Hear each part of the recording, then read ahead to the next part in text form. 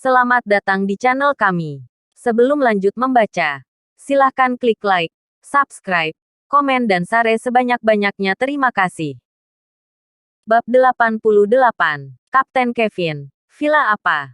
Mari kita periksa. Lalu Alina menyebutkan nama villa itu dan tidak lama kemudian Kapten Kevin memeriksanya. Villa ini milik seseorang yang bernama Ricky dan baru saja disewa setengah bulan yang lalu. Alina langsung panik. Sewa. Disewa. Bukan miliknya. Kapten Kevin. Penipu seperti ini sering menyewa beberapa rumah mewah untuk membuat orang merasa bahwa dia cukup berpengaruh. Ini juga cara dia untuk menipu orang. Hiro lalu berkata dengan cemas, tapi, kami melihat dengan mata kepala sendiri bahwa dia memiliki 1,5 miliar dolar di rekeningnya. Kapten Kevin. Saat ini penipuan mereka sudah menggunakan teknologi tinggi. Dan semua rekening yang diperlihatkan itu adalah rekening palsu dan jumlah uangnya bisa diisi sendiri. Mendengar penjelasan Kapten Kevin, Hiro juga tampak tercengang. Dia berkata dengan suara gemetar, "Kalau begitu, apakah uangnya bisa kembali?" Kapten Kevin menggelengkan kepalanya. Kemungkinannya sangat kecil. Hiro berkata dengan cemas, "Mengapa? Kami baru saja mentransfernya pagi ini dan ini juga masih kurang dari 3 jam." Kapten Kevin. Mereka mencuci uang dengan cara online. 300 juta dolar hanya perlu waktu kurang dari 1 jam saja mereka sudah dapat mentransfernya ke setiap belahan dunia. 3 jam merupakan waktu yang sangat cukup bagi mereka untuk mencuci uangnya dan tak mungkin bisa terlacak. Tiba-tiba terdengar suara bunyi gedebuk. Kaki Alina lemas dan dia merosot ke lantai. Lalu dia bergumam. Bagaimana ini bisa terjadi? Bagaimana ini bisa terjadi? Mendengar itu Axel pun kaget dan panik lalu memuntahkan seteguk darah dan jatuh ke lantai. Keluarga Tommy terlihat sangat girang karena hal seperti itulah yang mereka harapkan terjadi pada keluarga Axel. Nara, apakah kau mau menanggungnya sendiri atau kau ingin melihat orang tuamu masuk penjara? Wajah Nara tampak pias saat dia melihat situasi orang tuanya yang menyedihkan. Dia merasa sangat tidak nyaman.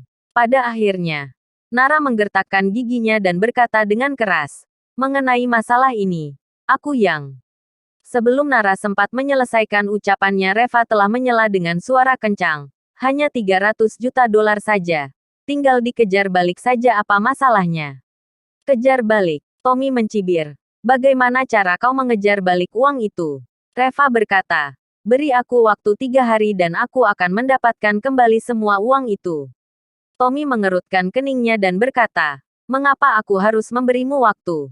Reva tidak menanggapinya tetapi dia memandang pemegang saham lainnya. "Perhatian semuanya. Anda semua berinvestasi untuk menghasilkan uang bukan untuk melawan orang lain.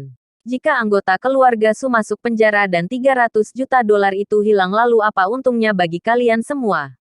Aku jamin dalam 3 hari aku akan mendapatkan kembali 300 juta dolar itu.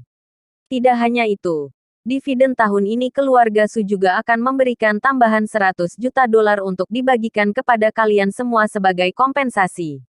Para pemegang saham itu saling menatap dalam diam kemudian akhirnya mengangguk pada saat yang sama. "Oke, kalau begitu kami akan memberimu waktu 1 hari." Tommy terlihat panik. Mengapa kalian malah menurutinya? Mereka harus dipenjara karena masalah ini. Tidak ada orang yang mempedulikannya. Semua pemegang saham itu hanya mau mencari keuntungan dan mereka tidak membenci Nara. Dan akhirnya Tommy sekeluarga hanya dapat bertepuk sebelah tangan lalu mereka pun hanya bisa meninggalkan masalah ini. Axel dan Alina kemudian dikirim ke rumah sakit dan Nara tenggelam dalam sofanya. Tubuhnya gemetaran tak terkendali. Bagaimanapun juga dia hanyalah seorang wanita yang tak mampu menghadapi masalah ini seorang diri. "Reva, apa yang harus aku lakukan?" Nara bertanya dengan suara gemetar. 300 juta dolar.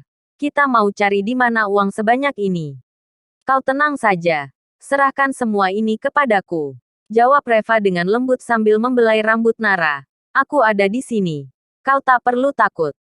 Nara meneteskan air matanya. Pada saat genting seperti ini Reva masih berada di sampingnya dan memberikan dukungan terbesar kepadanya.